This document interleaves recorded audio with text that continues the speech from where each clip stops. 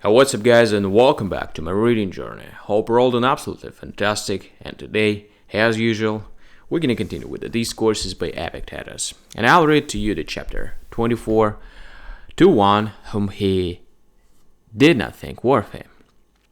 So let's get started. Someone said to him, I often came to you desiring to hear you, and you never gave me an answer, and now, if it may be, I beg you to say something to me. Do you think, he replied, that there is an art of speaking like other arts, and that he who has it will speak with skill, and who has it not, without skill? I think so.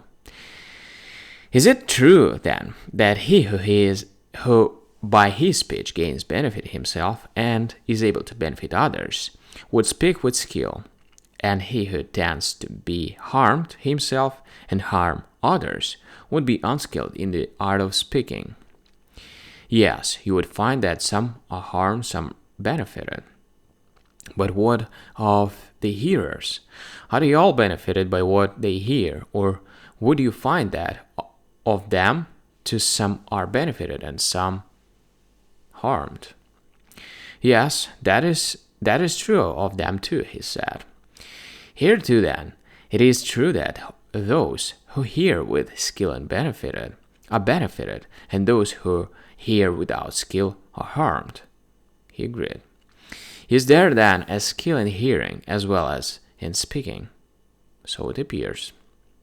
If you will, look at the question thus: whose part do you think it is to touch an instrument musically? The musicians. And whose part do you think it is to make a statue properly? The sculptors.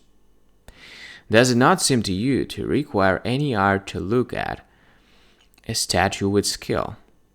Yes, this requires art too. If then right speaking demands a skilled person, do you see that hearing with profit also demands a skilled person? As for perfection and profit in full sense, that, if you like, we may for the moment dismiss, as we are both far from anything of that sort.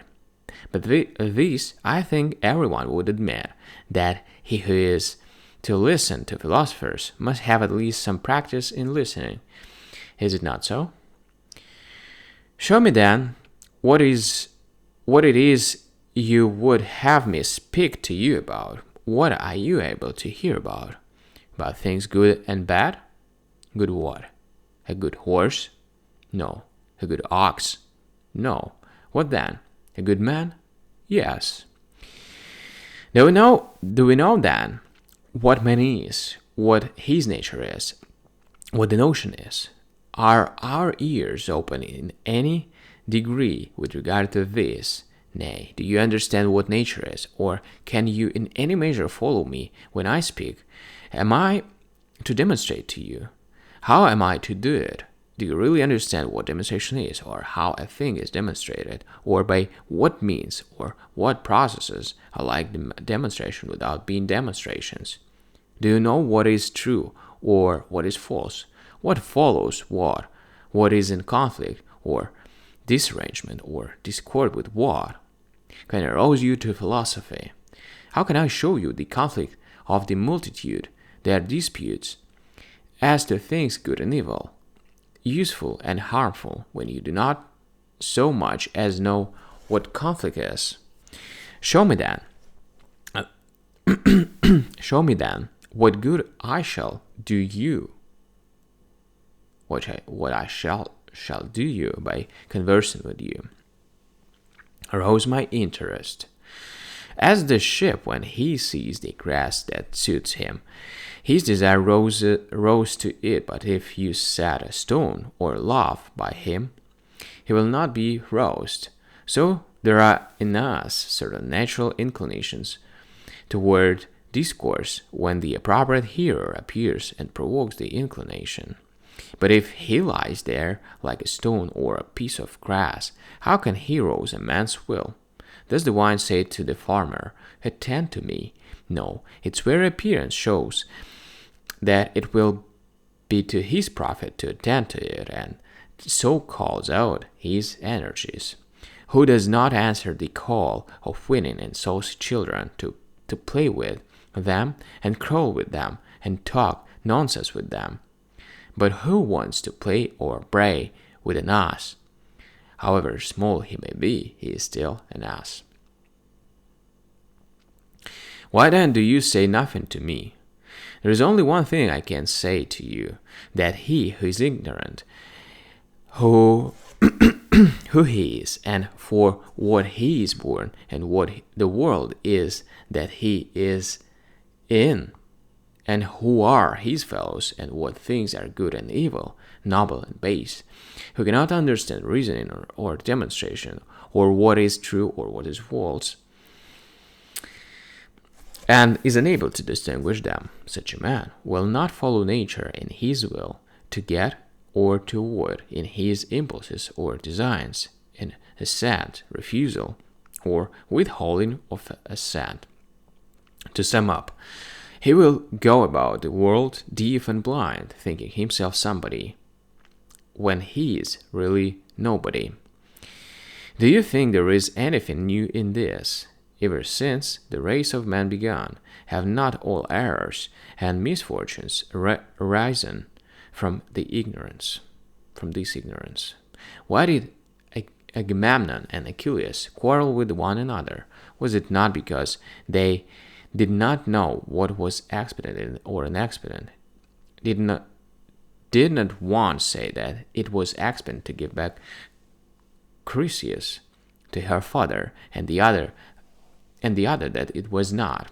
Did not one say that he ought to take the other's prize, and the other that he ought not?